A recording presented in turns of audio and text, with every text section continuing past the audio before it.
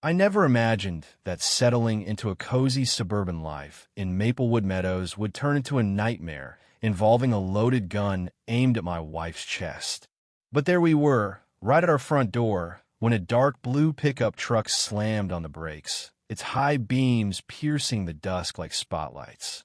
A burly guy in a knockoff police vest emblazoned with HOA patrol leaped out, his hand already gripping the holster on his belt, yelling like we were intruders on our own property. Neighbors peeked from their windows, murmuring, sensing drama. My pulse raced, but my wife? She stood rock steady, her gaze fixed on his unsteady grip. He had no clue who he was messing with. To him, she was just another resident to bully. But he was about to learn a hard lesson. We hadn't even unpacked half our stuff when I sensed trouble in this so-called perfect community.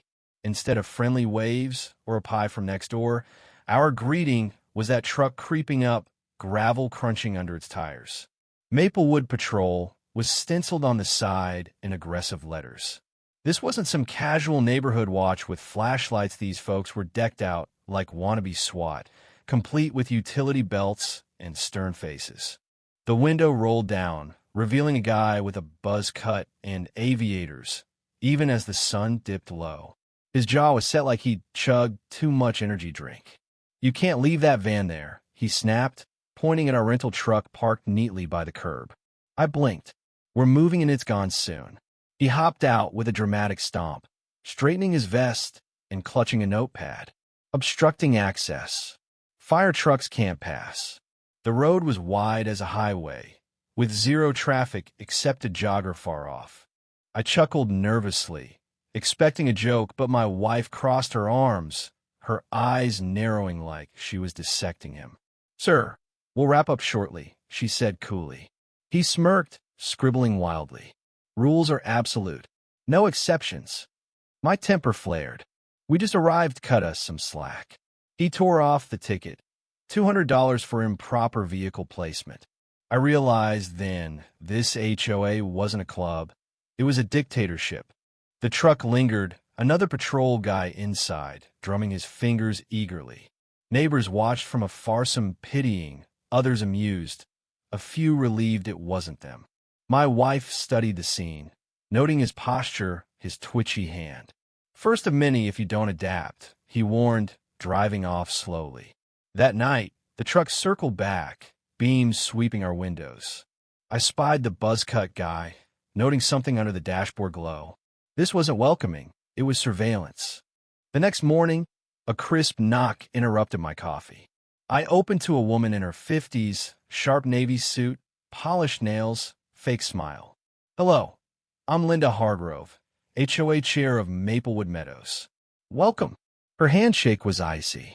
She eyed our messy hall boxes, dust trails, and pulled out a laminated copy of last night's fine. "We must address this infraction." I gaped. "You laminated it?" "Records matter," she replied primly. Behind her, the truck idled, buzzcut leaning on the hood, another tapping a nightstick. This was intimidation theater. "The van's gonna need no harm," I said. Her smile thinned.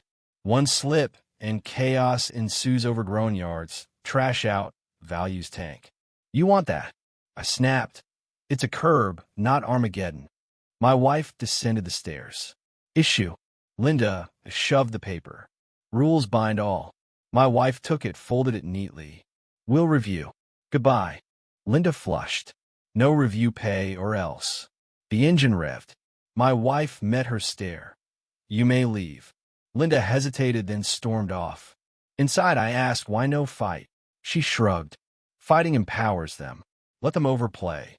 Later, she watched the truck pass twice, assessing like a pro. I sensed she was plotting. Harassment ramped up. By day 4, notes plastered our door. $75 for lawn edging variance we hadn't mowed. $100 for garage clutter viewable. $50 for unsecured mailbox. Absurd fines piled like junk mail. I joked about their casino-style penalties, but at midnight, the truck prowled, stopping to flash lights into our bedroom. Buzzcuts scribbled outside.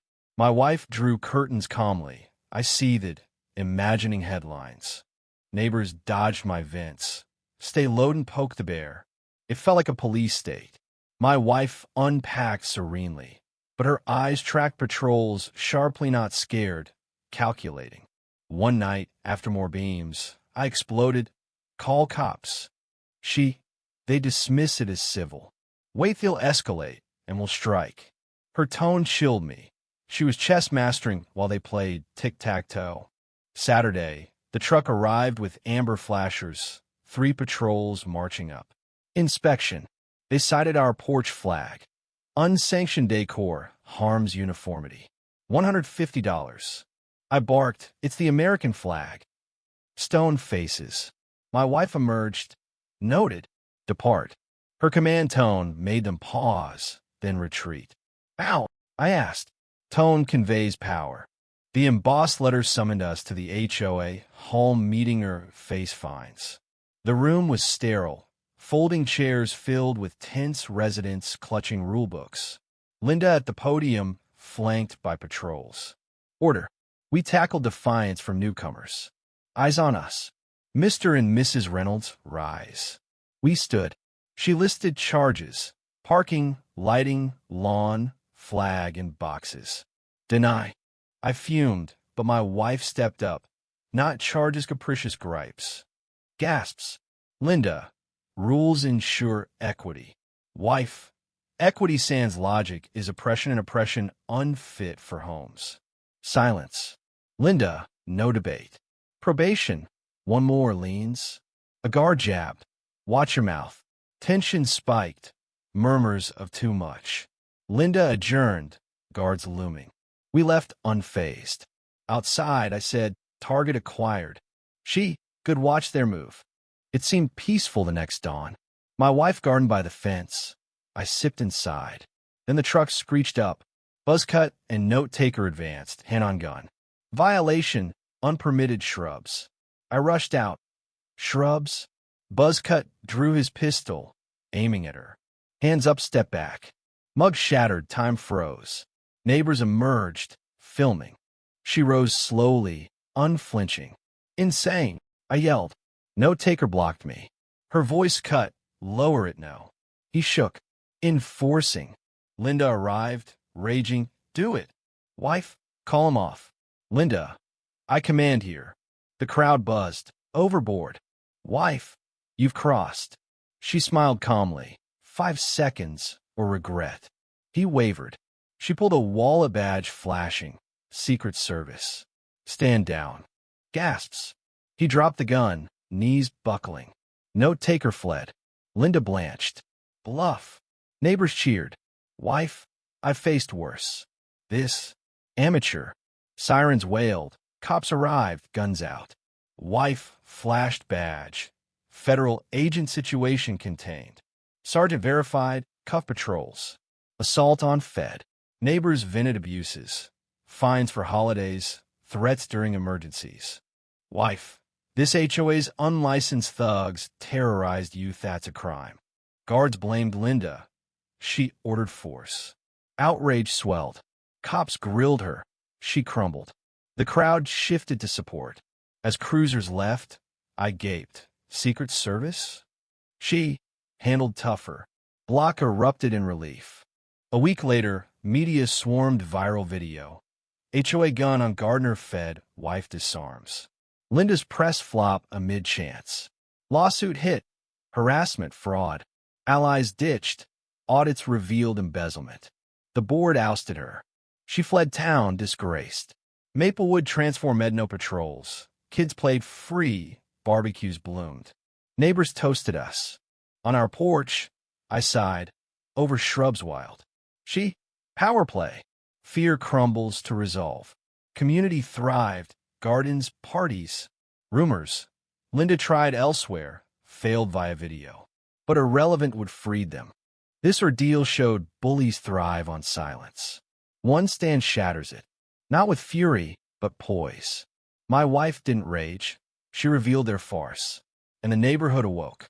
What do you think? Should HOAs have armed patrols? Or is that overreach? Share your stance in the comments, whether you've battled one or think they're needed. Let's debate.